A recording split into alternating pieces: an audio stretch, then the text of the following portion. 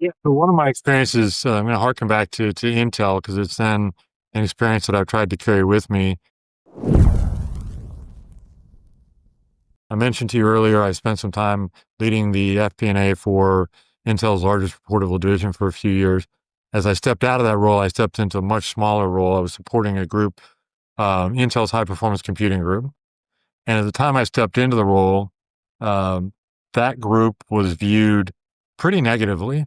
It was viewed as a business that was very small. It was viewed as a business that was basically just giving away our CPUs.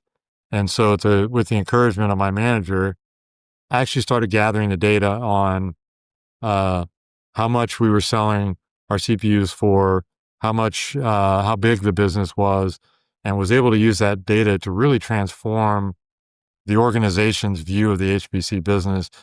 What we discovered, in fact, was that HPC was one of the largest segments of the data center business inside of Intel, and it was its most profitable.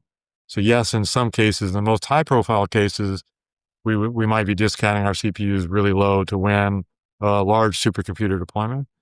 But in many other cases, the kind of the drag along effect, these were our most expensive CPUs that we were selling at a pretty minimal discount.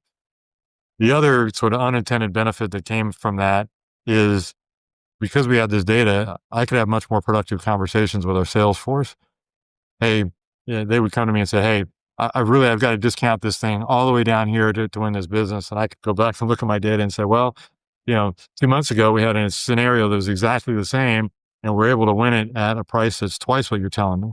And so kind of have this virtuous cycle effect of raising the average selling prices of those CPUs even higher as gathering that data. And so I tried to carry that forward with me of understanding like, okay, rather than making decisions based on emotion, let's gather the data, let's figure out what's right, and let's apply that as the metric to think about and guide and lead the business forward.